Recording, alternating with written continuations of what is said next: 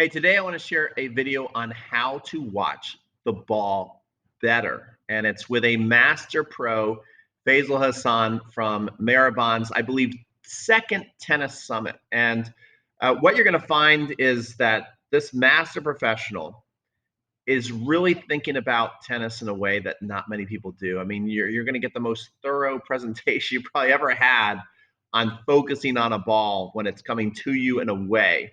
And this kind of shows the level of detail that the coaches inside the Tennis Summit have. So if you enjoy this video and you like these kind of topics and you want to improve your serve, your forehand, your backhand, your strategy, your fitness, anything you can think of, the Tennis Summit has the best instructors in the world. So make sure you get your free ticket now. You can do that by going in the card section or in the description and get your free ticket.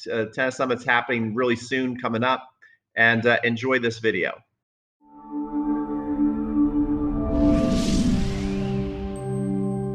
Hey everyone, I'm Mirban Aranshad, and we're here at Tennis Summit 2018 to talk about how to focus on the court with Feisal Hassan. Feisal is a RPT 5A professional and USPTA master professional. Feisal is also the Chief Operating Officer and Director of Education at Fuzzy Yellow Balls. Feisal has done a ton of great work with my friend Will Hamilton from FYB as well. And I'm really pleased to have him on the summit this year. He did a fantastic job explaining the different types of volleys on last year's Tennis Techniques Summit. And Feisal, I just want to really thank you so much for taking the time to be on the summit with us again this year. No problem. You're more than welcome, my brain. No problem at all. Thanks a ton. And so obviously, we're going to talk about your presentation, which is on the screen now, which is the ins and outs of watching the ball. So Feisal, I'll just let you take it away from here. All right, sounds good. I'm really excited. Let's get started. One of the biggest things that players always tell themselves is watch the ball. Okay, it's a common thing. They miss hit, they say watch the ball. Easier said than done. It's definitely a positive comment, watch the ball. But is it really, how do you do it? So this presentation is going to involve with the ins and outs of really watching the ball, breaking it down, showing you drills on how to train that and definitely improve watching the ball. So the goals of this presentation is to help players better understand and train the visual priorities and problems to watching the ball. So that's the main thing that we're going to be focused on in this presentation here. But here's some facts now. Okay, the ball travels two ways. We all know that, towards you and away from you. Okay, ball coming toward you, ball traveling away from you. Your visual priorities change in these two cases. There are visual priorities and problems that occur in both situations, and we'll be addressing both. When the ball's coming toward you and the ball's traveling away from you. And a player needs to be able to shift attention. So when the ball's coming toward you, you've got visual priorities that you need to focus on then. And then once you've hit the ball, you need to shift your attention on those visual priorities. So this presentation is going to be explaining both and showing you drills on how to train them. All right. Now when the ball's coming toward you, so Mirban, I'm playing with you. I've just hit the ball and it's coming toward you. Okay. And problems typically is the infamous quote, not watching the ball, unquote. And typically not watching the ball is due to visual wandering. Players are watching something else. Maybe they're watching the court on the other side or they're watching the player or the opponent. So that's typically the problem when the ball's coming toward you and people not watching the ball. It's visual wandering. They're watching the ball or the opposing player. And typically watching the ball to see where they want to hit it or to see where the player is and hopefully to hit it away from them. So that's the lack of not watching the ball. Okay, now, ball coming toward you, what is the solution? So instead of avoiding the visual wandering, the solution is you want to be tracking and zooming in on the ball. That's your primary focus. Ball's coming toward you, track and zoom in on the ball versus watch the opponent or watch the other side of the court. All right. Simple exercises. The first one is a typical bounce hit. So, Mirban, so you're the person focusing on watching the ball. When the ball's coming toward you, okay, so I've struck the ball to you. As the ball bounces on your side of the court, you say bounce. As you hit it, you say hit. So bounce, hit, drill. That is something tangible to help you watch the ball. Bounce hit. Most of you have heard that. That's one option. Okay. The other option is 1, 2, 3 hit. So progression 1 could be bounce hit. As the ball bounces, you say bounce. As the ball hits, as you hit it, you say hit. Another option is if you find bounce hit not helping you, 1, 2, 3 hit could help. 1, so you say 1 as the opponent strikes the ball. 2 as the ball crosses the net coming towards you. 3 as the ball bounces. And as you hit it, you say hit. So Maripon, ball's coming towards you. As I strike it, you say 1. As the ball crosses the net coming towards you, you say 2. As the ball bounces, you say bounce.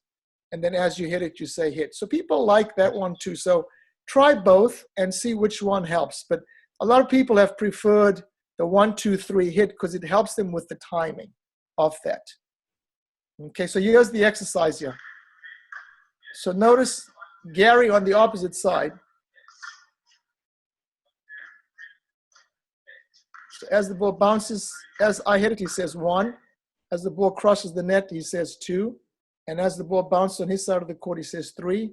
And as he hits it, as he strikes the ball, he says 3. Great drill to get used to the timing, the 1, 2, 3 hit drill. Okay? Gotcha. Right. As you strike the ball, so 1, 2, 3 actually hit helps you focus on watching the ball. Now, as you're striking the ball, you're about to strike the ball, the hit segment. Okay, typical problems. If you take your eyes off the ball too early, you mishit the ball. Okay, problem 1. If you take your eyes off the ball too late, you miss all the anticipative cues of what ball may be coming back from the opponent. So there's the fine line. You take your eyes off the ball too early, you miss hit. You take your eyes off the ball too late, you then miss the anticipative cues from the opponent, which we'll explain later. Right? So as you strike the ball, what are some of the solutions? Okay? Getting the right timing of when to do this, not taking the eye off the ball too early or too late. So that's the solution. How do we do that now? All right? Here's some exercises. So one, I call it see the blur. So Maripon, right, if you had your racket and let's say you took the racket back and you swung forward, keeping your head down, you'll see the blur of the racket go by you. So as you're swinging forward, you'll see the blur of the racket going by you. So I tell players, once you see the blur of the racket go by you, then you can shift your opponent to when the ball's traveling away from you. Does that make sense then? Yeah, that makes a lot of sense. That's very useful. So that's the first option, see the blur, all right? Another drill is the dot drill. So obviously you don't want to take your eyes off as you strike the ball too early or too late. So you got the dot drill. And then you got the 1,000 drill. I'm going to demonstrate those pretty soon, okay? And then you got the cap drill. So as you strike the ball, there are 4 exercises. You may like all 4. Players may like all 4. They may like 1. They may like 2. I'm giving you options. You know, certain drills some people like, certain drills are like, doesn't really help. So see the blur was 1, right? The dot drill to help players move the head away from contact. So notice Gary's hitting the ball. Once he strikes it, he's actually keeping his head down and watching the dot in front of him. That's the dot drill. Okay, so you're actually keeping your head down a little longer, and then once you see the dot, you then transfer and focus on the ball traveling away from you, which we're going to get into soon. Okay, you have any questions? Gosh, yeah, I've got I guess a couple. One with the dot drill is I just want to make sure for the viewers to get it right. So when you're hitting the ball, like normally, I guess just like with the blur drill, you want to keep your eyes at least on the ball, where the ball is, at least for a little bit, and then later on transition. So, but for the dot drill, does the dot in front of you just facilitate keeping your head down as long as you need, and then you gradually look forward after that? Correct. You see, how many times have we told people keep your head down when you make contact? A lot. Audio cue, but here's a visual cue that may help somebody. So you could say keep your head down, okay, which is a verbal cue to keeping your head down longer. Now, some people are not auditory, some are visual learners, some are kinesthetic. So the see the blur part could help someone. The dot drill could help someone. Bottom line is just trying to keep the head still as you strike the ball. Gotcha, Faisal. And then, maybe this will be covered later and we can pause this or, keep the question for later after I ask it. But say, how do we deal with trying to figure out, like, say before we strike the ball, like we're wondering like where the net player is on the other side of the court or something like that when we're hitting it. I was just wondering like how, like, when do we deal with that? All right. That actually is the information you get once the ball's traveling away from you. Gotcha. Once the ball's keep traveling away from you, you need to be focusing on what's happening on the court, which we will address later. So I think put that question in the parking lot, okay, so that if this presentation doesn't answer it, I can answer it again. But I'm sure your question will be answered further down. Awesome. All right. The next drill is the 1/1000 drill. When you strike the ball, count 1/1000. Let me go back again. All right, so here's the 1/1000 drill. So as he strikes the ball, listen to Gary. So once he strikes the ball, he'll shout 1/1000.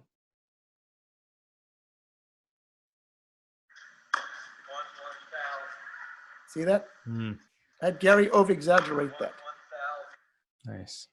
So that's that option. So you got the, see the blur, you got the dot, and you got the 1/1000 drill. It's just focusing on keeping that head down longer. So you don't transfer too early, the head going too far forward. Any questions on that one?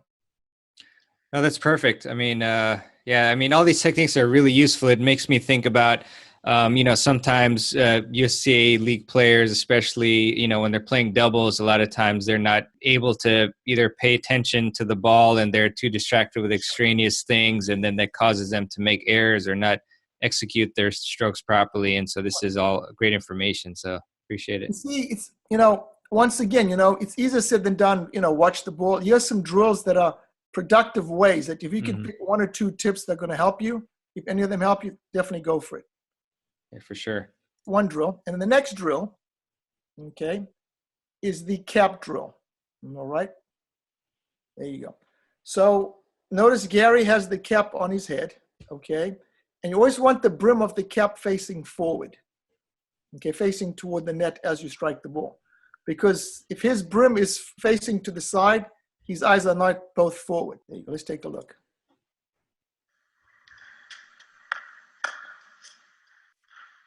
So watch the brim of his cap facing forward all the time. See that? Versus the brim of the cap facing to the side fence, to his right-hand side.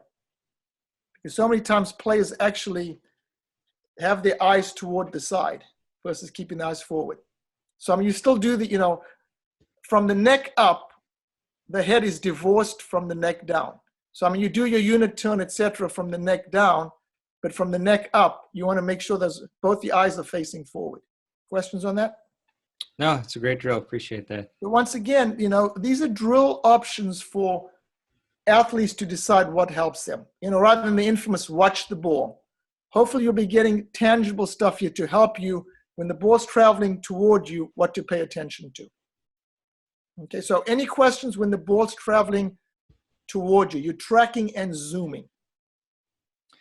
Well, I guess when the ball's coming toward you, and again, maybe this is not the proper segment for it, but like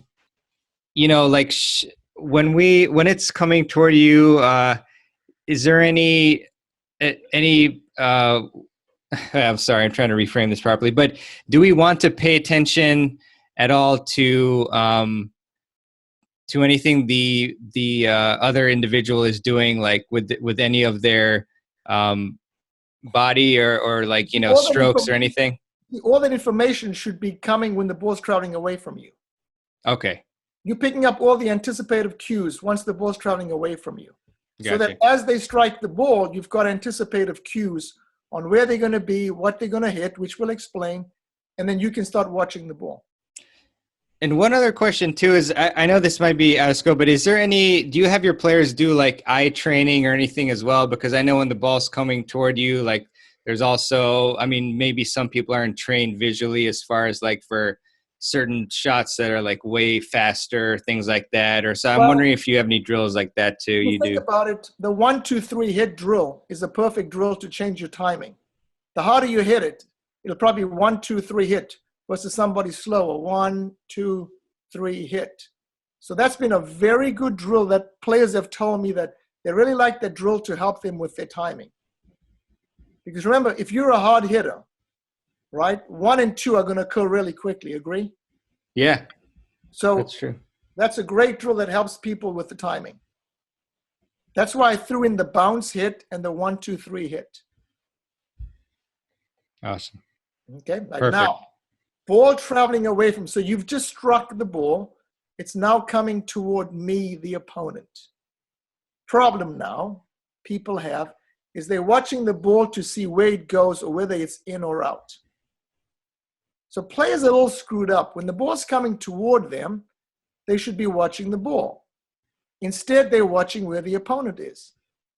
Once they've struck it, they should be watching the opponent, but they're watching the ball to see whether it goes in or whether, to see where it's going to go or whether it's going to go in or out. So people have got their visual priorities messed up. All right, now when the ball's traveling away from you, the solution now is you want to scan the opponent. This is where you're going to pick up all the information now on what's probably going to come back, so that once they've struck it, you'll be able to anticipate and move to where you think, based on what you picked up, is going to be coming. Does that make sense to you? Mm-hmm. Right, so now you're scanning the opponent, right? You're scanning their comfort zones, their postures, and their position. I'm going to explain. Remember this phrase, it's not where the ball bounces, but it's how and where the opponent makes contact. It's not where the ball bounces, but it's how and where the opponent makes contact. So if you're watching the ball, once you've struck it, you're watching where the ball bounces, but you have no idea how and where the opponent makes contact, which are your anticipative cues. Okay? Mm-hmm. All this information, so if you're watching how and where the opponent makes contact, this gives you anticipative information on what ball the opponent may be hitting. So that once they've struck it, you can focus on watching the ball because you've picked up all the cues when the ball was traveling away from you. All right, so that's the solution. Any questions? Yeah, I mean, I was going to ask about, what types of postures and racket positions, but I'm sure you'll probably get into that. Getting into that, yes. Yeah. Right? Now, so now you're scanning the opponent, yes? I don't want to see what outfit you have, whether you colored your hair or what racket you have. You're scanning the opponent, okay? And once again, it's not where the ball bounces, but it's how and where the opponent makes contact. All right, so the player, I'm talking about the opponent now, right? You are measuring the following. Postures, the balance, as in the body control of the player, the strike zone, where they're striking the ball. Got it? Mm-hmm. And I'm going to explain each one. Position, where they are on the court. Preparation, how the opponent sets up to hit the shot. And patterns, mental, physical, technical, and/or tactical trends and typical tendencies noticed from the opponents during play. Now, a lot of times people are taught how to look at the preparation, how the opponent sets up to hit the shot. That is one thing to scan, but you can scan the postures and the position first before they set up. So we're going to show you drills on how to scan the opponent in those four: postures, position, preparation, patterns. Okay? Okay, so postures. Basically, you're trying to read the opponent's balance and strike zone. I'm going to explain each one. How is he balanced? Where's he striking that ball? See those three strike zones? I'll explain that later. And then later, where's their positioning on the court? Because based on those three, you could pretty much predict what's probably going to come back and whether you should be moving up, back, or whatever, or staying. And then if you don't get any information from this, you can watch how they set up, how they prepare.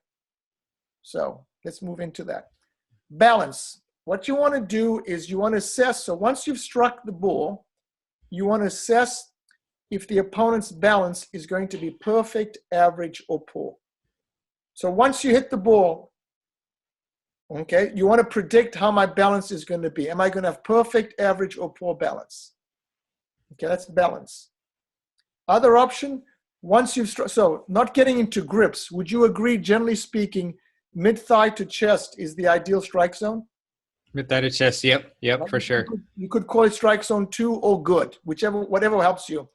Chest above is strike zone 3 or high. Mid-thigh below is strike zone 1 or low. So players normally can call out 1, 2, or 3, or high, good, or low. Whatever's going to help them anticipate the opponent's strike zone. So do you agree? Okay, well, I'll explain that later. Any questions on strike zone? No, not at the moment. This looks pretty good to me. Okay. Now position now. Remember we said postures, which was balance, perfect, average, or poor. Strike zone, which was 1, 2, 3, or low, good, high. Then you want to predict once you strike the ball, assuming you're playing from the baseline, where is the opponent going to be once they get to this ball? Are they going to be in, as in inside the baseline in the singles court? Are they going to be alley or off the court? Or are they going to be back or behind the baseline? So once you've struck a ball, this is what you're scanning. You're scanning the postures and the position. And then we're going to demonstrate drills on this. So that's postures and position. Okay? Then obviously, they're now getting ready to set up the opponent. So you're reading your opponent's body movement, footwork, positioning, and balance often enables you to know what stroke technique she's about to use. So I set my racket up high. I have a closed stance.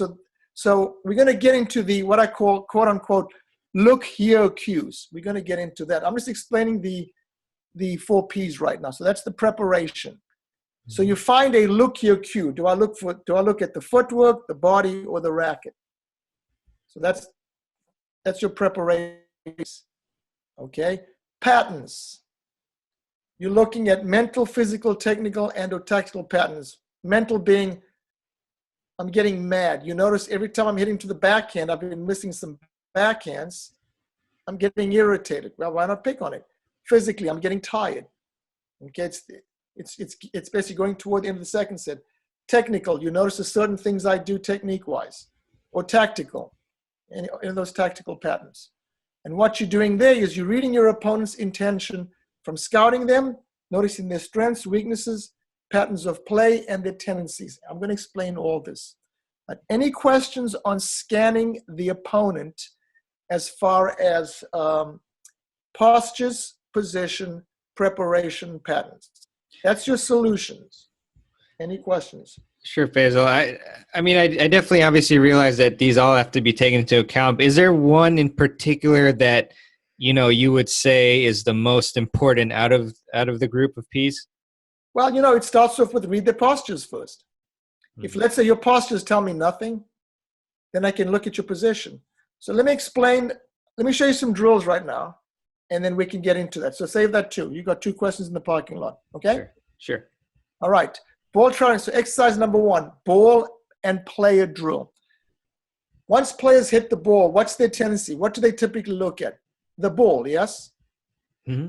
Instead of the player. So first progression, it's a simple, when the ball's coming toward you, you say ball, all right?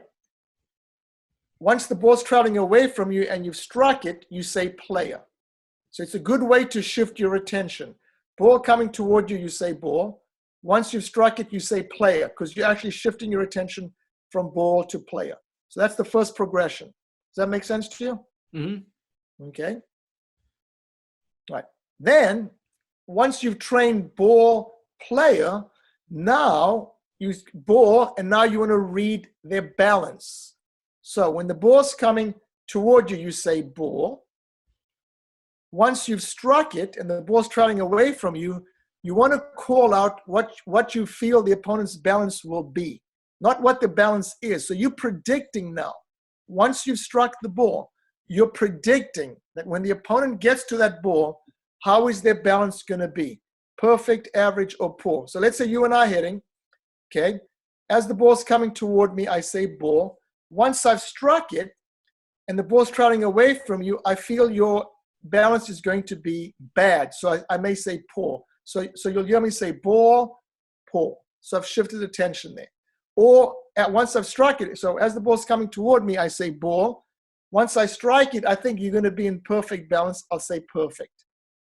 So that's the second progression. So first one is ball player. Next one is ball, and you're watching the balance. So ball, you're either going to call out perfect, average, or poor. Perfect. Make sense? Yeah, and so would it be fair to say that you'd think for the ball traveling away from you, you'd probably call out perfect if you think they would have like an offensive shot coming towards them, whereas like average is just like an average rally ball, and then poor We're is getting if to that. We're getting to that. In the end, we're going to put this all together. You'll see. I got you. So here's that screenshot I used earlier. Remember, perfect, average, or poor. Mm-hmm. Okay. Right. Next one. So we did ball player. We did ball balance. Now ball and strike zone posture drill. Ball coming toward you, you say ball. Ball traveling away from you, you can call out what you feel the opponent's strike zone would be like, as in high, good, or low. Does that make sense? Mm-hmm. Mm-hmm. Okay, we're going to put all these together. Just hang in, because these questions you're asking are definitely going to be coming down the pike. Gotcha. Okay? Right, now we're going to put it together. So now you're saying ball and the number of inconveniences. So do you agree, if your balance was off, if your balance was poor, Mm-hmm. and your strike zone was low, how many inconveniences do you have? 2. Mm-hmm. Correct? Yeah, exactly. Right. 2. If your balance is perfect and your strike zone is good, you've got 0 inconveniences. Mm-hmm. Right?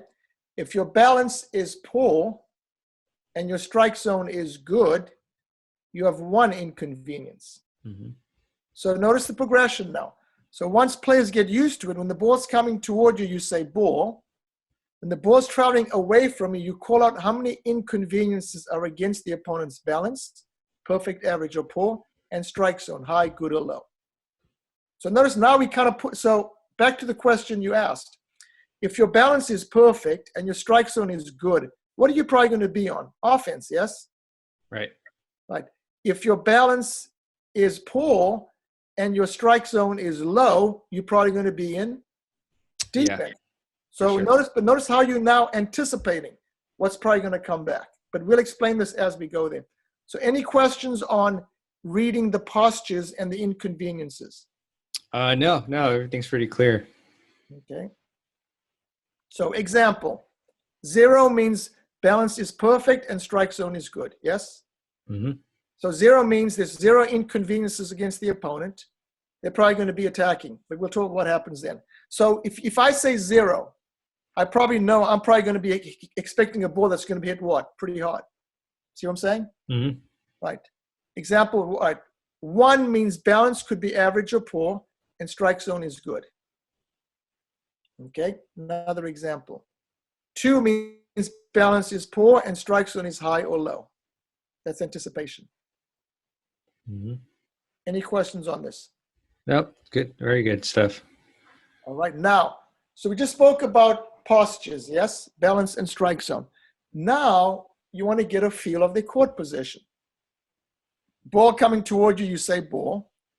Ball traveling away from you, you call out what you feel the opponent's court position will be like.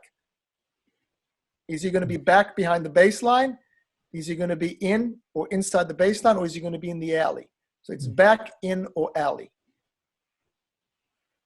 Makes sense? Now, where do you think an opponent would like to be? Inside the singles court or in? If you've got me in the alley or back, you probably got me in trouble, yes? Mm-hmm. Right. Big now, trouble. Right. Now, good thing now. And notice these drills are progressions. There's no way you could do this.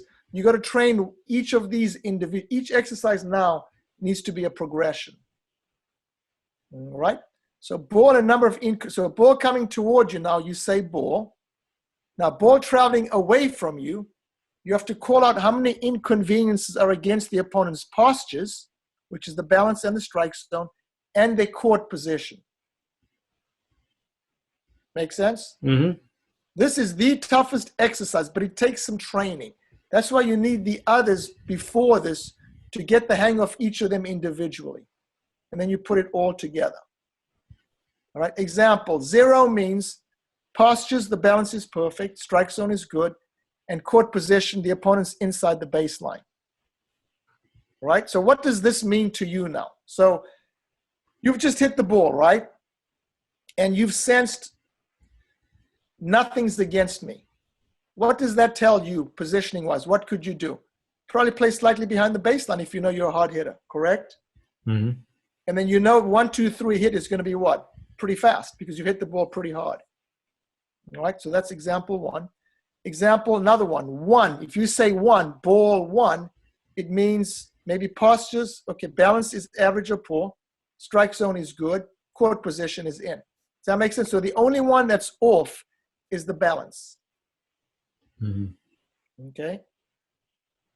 2 means postures, balance is poor, strike zone is good, court position is in the alley. So the 2 inconveniences against the opponent is poor balance, and obviously they're positioned in the alley. All right? If you say 3, that means that my balance is poor, my strike zone is high, and let's say my court position's in the alley. So picture an opponent that has poor balance, a high strike zone, and is positioned in the alley. What are they probably going to hit? A very weak shot. For sure. You see, so this is all predicting once the ball's traveling away from you. Any questions on these so far? No, just I think an observation. I mean, this obviously, as you mentioned, it's really, really important to do this as a progression because, as we can see, this drill right now it's definitely tough to just begin with it. And also, I feel like this toughest one to predict would be the well, I don't know. I was going to say the strike zone, but yeah, I guess this takes a lot of training for sure. So I definitely see, rather than say watch the ball. I mean, this presentation is, like we said, the ins and outs of watching the ball.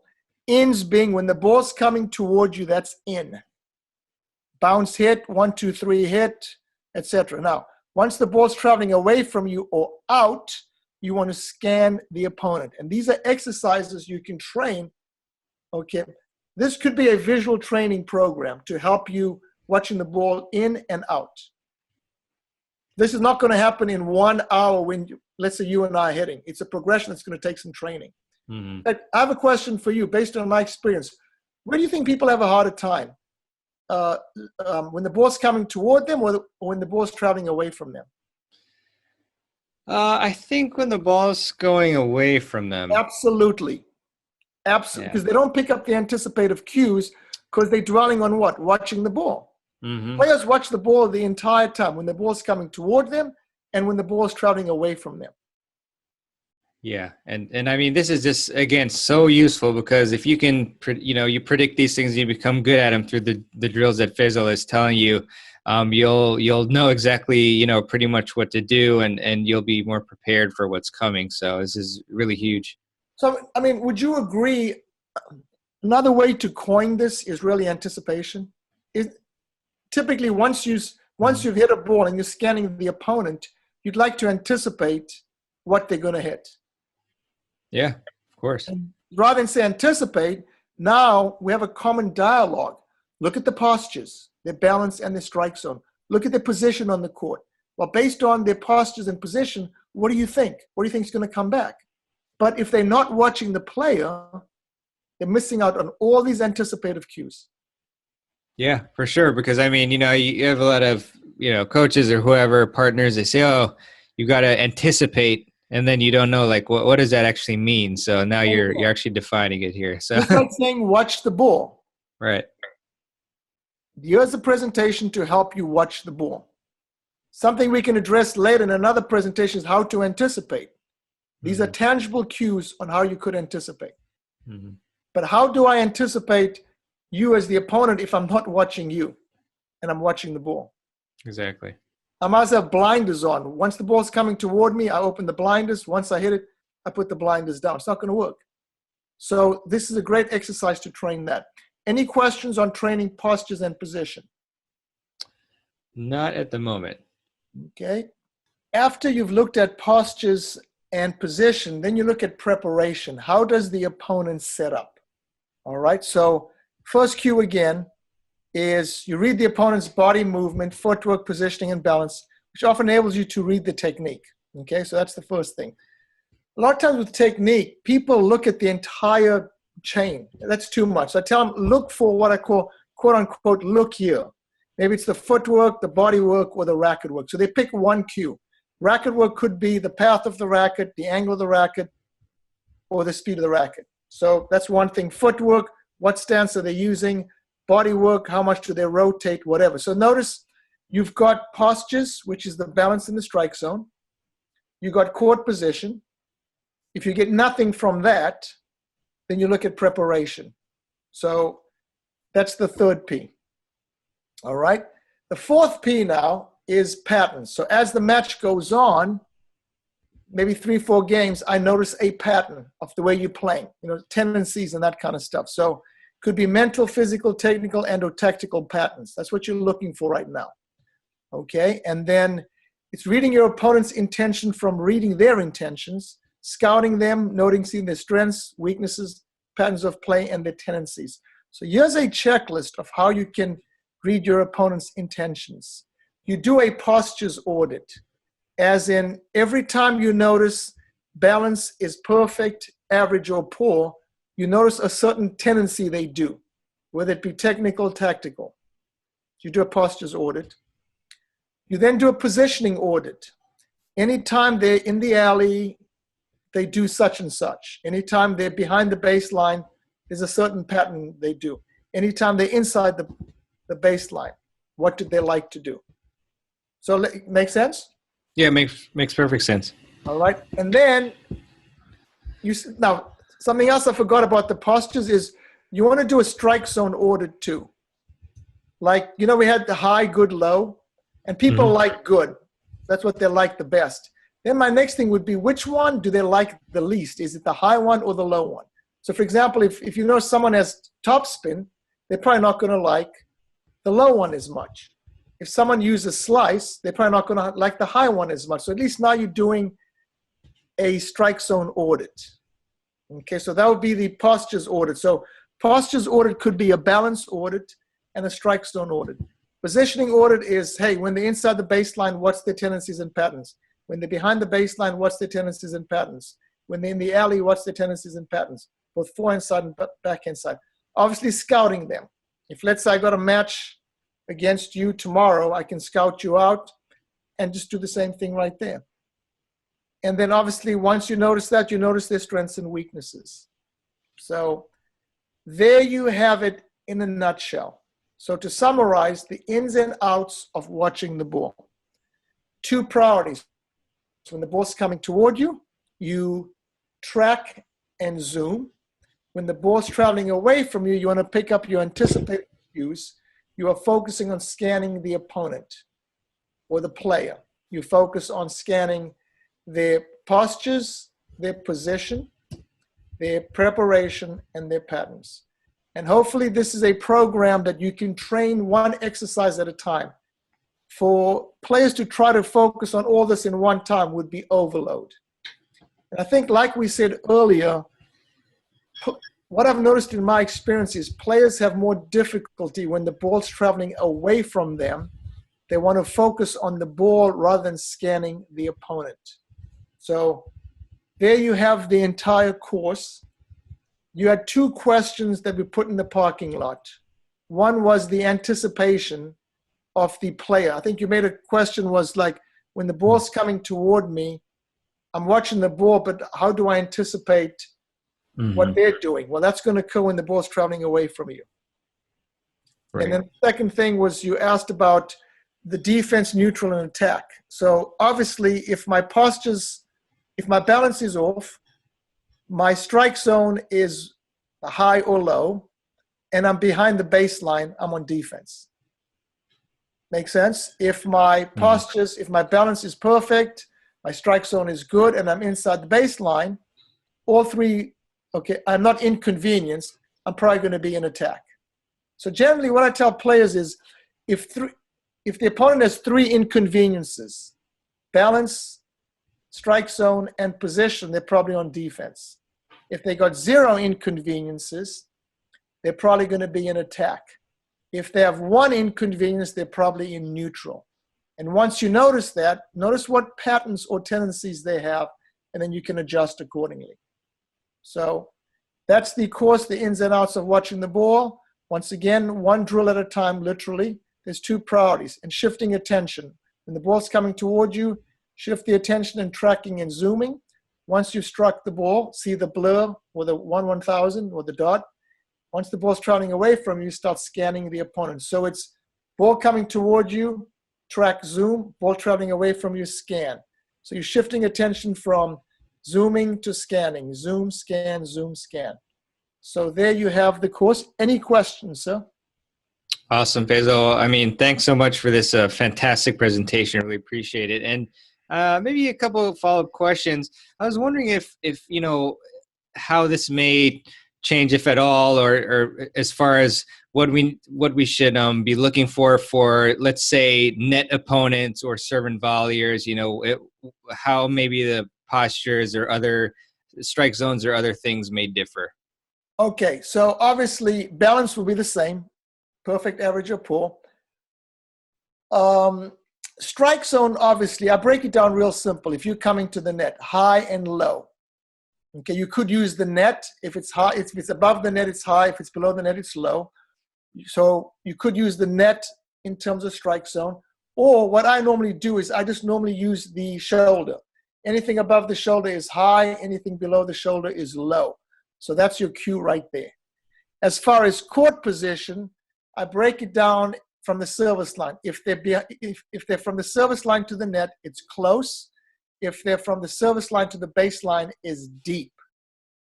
So if I am off balance, I'm serving and volleying, I'm off balance, I have a high ball above the chest, but I'm behind the service line.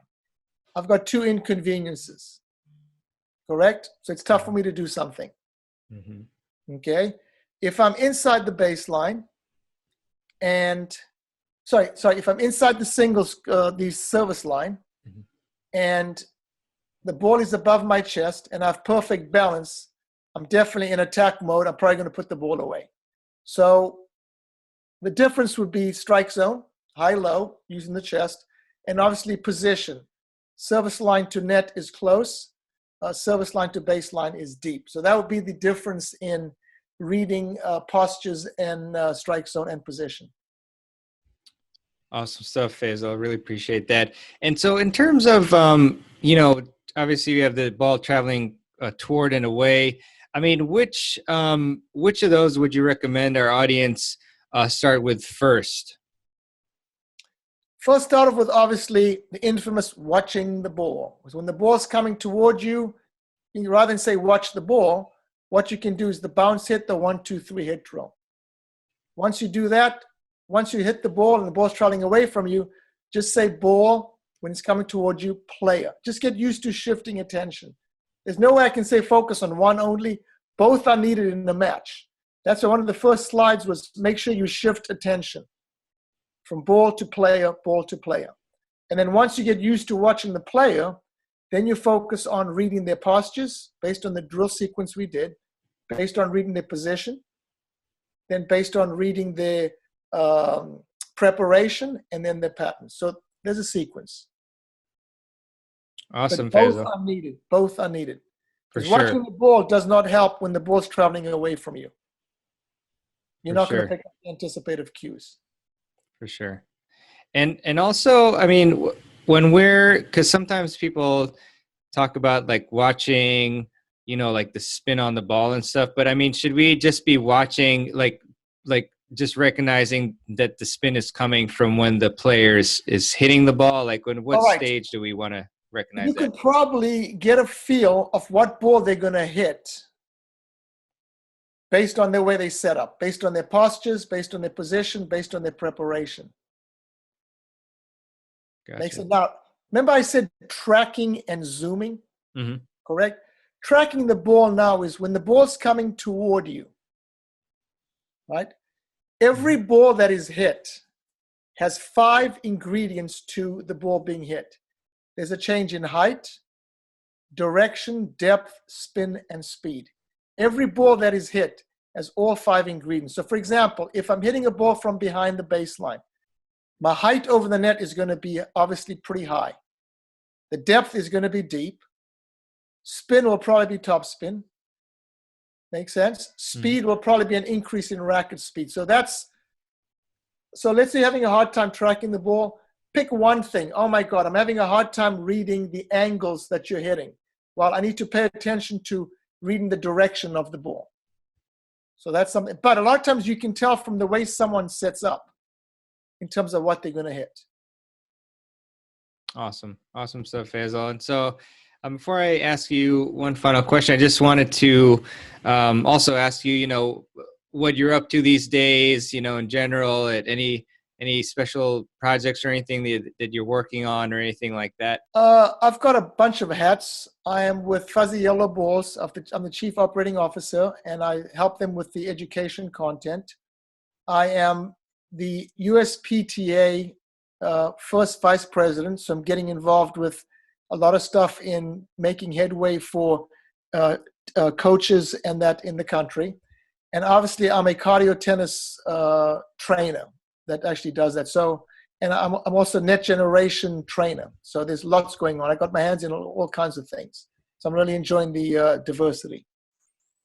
That's fantastic, Feisal. Yeah, I hear the push for the net generation, especially. It looks like a really cool initiative. It's fantastic. It's definitely fantastic. Yeah, for sure. And as well, I don't know if you have like some sort of either social media profile or a way that the audience can check you out online or anything. Just go with fuzzyyellowballs.com and they can check me out there. So that's why. Oh, perfect. Awesome, Feisal. Well, thank you so much for joining. I really appreciate it.